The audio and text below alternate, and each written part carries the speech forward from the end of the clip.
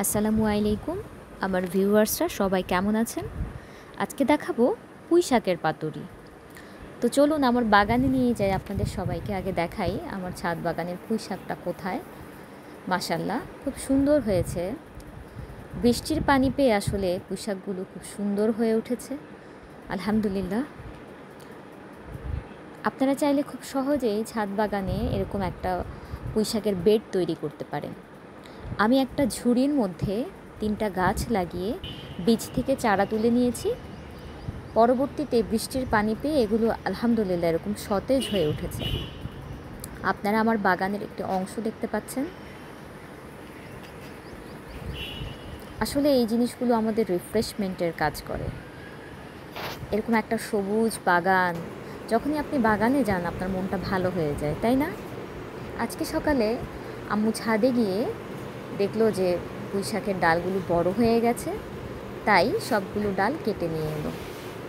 আজকে আমরা এই পুঁই শাক দিয়ে পাতুরি রান্না করব। আসলে আমাদের নোয়াখালীতে শুধু পুঁই পাতা ব্যবহার করে পাতুরি রান্না করা হয়। গাছের তাজা পাতা ছিঁড়ে তারা ডাঁটাটা ব্যবহার করে না, শুধু পাতাটা দিয়েই রান্নাটা করে। খুব বেশ মজা হয় খেতে। দেখুন মাশাল্লাহ পাতাগুলো বেশ বড় হয়েছে বৃষ্টির পানি পেয়ে, আর প্রত্যেকটা ডাঁটাই আলহামদুলিল্লাহ পুষ্ট হয়েছে। তো সাধারণত বাজার থেকে যেই পরিমাণ কিনে আনি সেরকমই হয়েছে আমার কাছে মনে হচ্ছে, বরং সেখানে পাতা কম থাকে ডাঁটা বেশি থাকে। আজকে এখানে পাতা বেশি ডাঁটা কম। তো এইখানে আমি কিছু ঢ্যাঁড়স দেখাচ্ছি। আজকে আম্মা এরকম ঢ্যাঁড়সও কয়েকটা তুলে নিয়ে এলো, কারণ ঢ্যাঁড়স বেশি দিন গাছে থাকলে পরিপক্ক হয়ে যায়, শক্ত হয়ে যায়। এরকম 2 দিন পর পরই আমরা 4-5টা ঢ্যাঁড়স তুলতে পারি আলহামদুলিল্লাহ 6টা গাছ থেকে। একটা বেডেই ঢ্যাঁড়স দিয়েছি, এই যে তুলে নিয়ে আসছে। এটা রেখে দেবো ফ্রিজে, পরে কোনো একদিন 4-5 দিন পর আবার 2টো ঢ্যাঁড়স মিলে রান্না করব। পাতুরি রান্না করতে প্রথমে আমরা অনেকটা তেল দিয়ে দিলাম, তারপর এখানে পেঁয়াজ অ্যাড করব।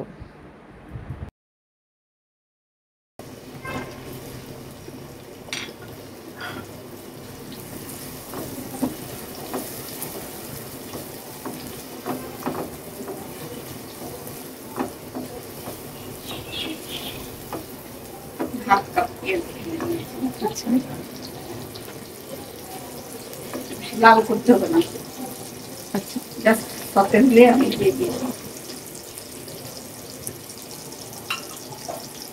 এখানে আমি এখন দিয়ে দেবো কতটুকু রসুনের মরিচটা ইউজ করতেছি। হ্যাঁ হ্যাঁ হ্যাঁ, একটু ঝাল ঝাল করে করবো আমি জিনিসটা।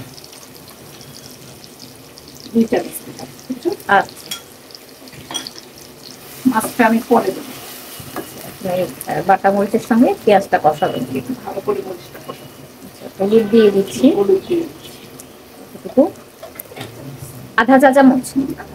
এটা আদা কাটি, একটু রসুন একটু দেখাবেন ক্যামেরায়। হ্যাঁ হ্যাঁ কাছে আসুন। হ্যাঁ হ্যাঁ ঠিক আছে, 1 চা চামচ। না, রসুন বাটা মরিচের সঙ্গে আছে তো, আচ্ছা 7 চা চামচ। আচ্ছা রসুনের সঙ্গে আছে এবং রসুনের সঙ্গে লবণ আছে, সেই জন্য আমি সামান্য পরিমাণে লবণ আচ্ছা পরে চেখে দেবো। দেখো আচ্ছা, এখানে অন্য কোনো মশলা দেবো না, ফ্লেভারটা নষ্ট হয়ে যায় মশলা অ্যাড করলে। মাছটা এটা কুচু চিংড়ি যাকে বলে, ছোটটা, ওটা দিয়ে বেশি মজা হয়। কুচু চিংড়ি, কারণ নয়তো তরকারিটা ভালো টেস্ট আসে না। হ্যাঁ কিন্তু এত ভালো টেস্ট হবে না, এটা কুচু চিংড়ি দিয়ে এটা টেস্টটা ভালো হয়। ভাত খেতে 1 প্লেট ভাত অনায়াসে, লেবু নিগা, আচ্ছা কাঁচামরিচ আর এইটা দিয়ে অনায়াসে 1 প্লেট ভাত খেয়ে ফেলতে পারবো। বাহ, আমার আম্মু কি সুন্দর ধারা বর্ণনা শিখে গেছে, তাই না? এটা একটু ভালো করে কষাতে হবে। আচ্ছা মরিচের ঝাঁজটা যাতে মরে যায় সেই জন্য। আজকের ভিডিওর ভয়েস কিন্তু আপনার, হ্যাঁ আপনি শিখাচ্ছেন কিন্তু আমি জানি না। আচ্ছা দেখছো কেমন লাল? আচ্ছা এবার দেখো, আচ্ছা এটা একটু কষতে দেবো। হ্যাঁ হ্যাঁ, কতটুকু পানি দিলে? তেলের উপরে উঠলে অল্প পরিমাণ, মনে করো কাপ খানিক পানি দিছি। আচ্ছা, এটা মরিচটা সেদ্ধ হবে, আচ্ছা। পেঁয়াজ রসুনের গন্ধ চলে যাবে। ও তারপরে আচ্ছা, এই ঢাকনা দিয়ে দিলাম। পানিটা দিয়ে এখন ঢাকনা দিয়ে দিলেন। তেলের উপরে উঠবে। তারপরে আচ্ছা তুমি হয়তো একটা জিনিস জানো না, আম্মু পুঁই শাক কিভাবে রান্না করি। আচ্ছা আচ্ছা, হ্যাঁ হ্যাঁ বলেন। আম্মু একটু গরম পানিতে 2টা বলক দেই, তাহলে এই পুঁই ডাটের পিছলা ভাবটা চলে যায়। আচ্ছা, ও আচ্ছা আচ্ছা। অনেকে তো একসঙ্গে রান্না করে, হ্যাঁ হ্যাঁ, আম্মু কিন্তু কখনো ওইভাবে রান্না করে। হ্যাঁ, তখন দেখি যে একটা পিছলা ভাব থাকে, খেতে ভালো লাগে না। সেদ্ধ করে ঠান্ডা পানি ঢেলে দেই, যে সবুজ একটা রং কালারটা আসবে, সবুজ আসবে। কালারটা সবুজ আসবে দেখবা। আচ্ছা আচ্ছা, এটা আমরা ব্যবহার করব পরবর্তীতে ডাটা, তাই তো? এবার 3 মিনিট পরে আমি ফিরে আসলাম, ঢাকনা উঠাবো। আচ্ছা, এই যে এরকম তেল তেল উঠবে, তেলের উপর উঠে গেছে, দেখো ক্যামেরা আনো। ইয়েস, দেখছো? হ্যাঁ হ্যাঁ হ্যাঁ। এবার আমি কি করব, মাছটা ঢেলে দেব। আচ্ছা এই যে আচ্ছা, আমাদের সেই কুচো চিংড়িগুলো সব ঢেলে দেবো। আচ্ছা, একটু বেশি পরিমাণে দিয়েছি, 250 চিংড়ির মতো দিয়েছি আমি। আচ্ছা, দেখছো রং? সুন্দর দেখাচ্ছে মাশাআল্লাহ। আমরা যে চিংড়ি, ইনশাআল্লাহ আমরা তো ফিউচারে চিংড়ির পাতুরিও দেখাবো, তাই না? আমাদের বাসাতে এটা সবচেয়ে ফেভারিট, আমাদের নোয়াখালীর সবচেয়ে ফেভারিট হচ্ছে চিংড়ির পাতুরি। এটা আপনারা যেই দেখবেন খেতে চাইবেন। খাওয়াতে তো সবাইকে পারবো না, কিন্তু শিখিয়ে দেবো ইনশাআল্লাহ।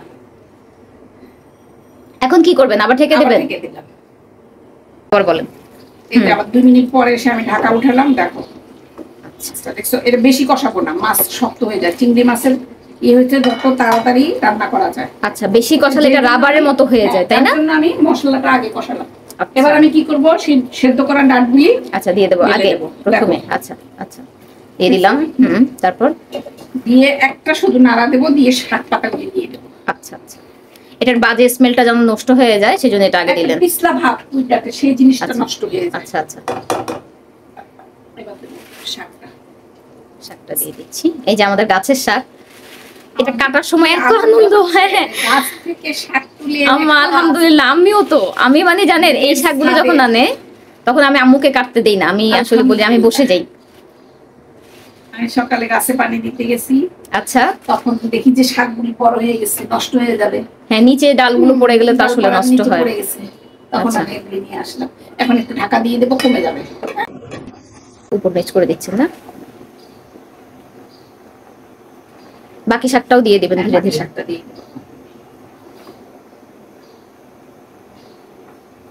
প্রথম অবস্থায় আসলে পাতিলটা একদম ভরে যায়, পরে দেখা যায় যে খুঁজে পাওয়া যায় না। এটাই শাকের, এটাই নিয়ম। গাছের শাক বিশ্বাস করবেন কিনা জানি না, আমি এতটুকু ফেলি না, এতটুকু। কারণ আম্মা তো একটা ডাটা ফেলতে দেয় না। আর আশ্চর্যজনক ব্যাপার কি জানেন, সব সেদ্ধ হয়ে যায়। ঢাকা দিয়ে দেবো। হ্যাঁ আচ্ছা, আবার ঢাকা দিয়ে দেবেন। দ্বিতীয় নাড়া দিয়ে দিচ্ছি, দেখছো কমে গেছে।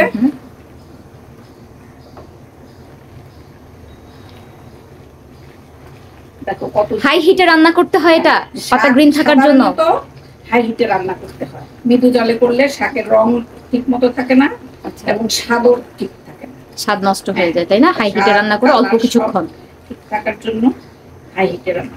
আপনি এখানে আর পানি অ্যাড করবেন না? সামান্য 1 কাপ পানি দেবো, আমি বেশি পানি দেবো না। আচ্ছা, শুধু 1 কাপ। পাতার পানি থেকে এটা হয়ে যাবে। আচ্ছা, ফ্রেশ পাতা তো।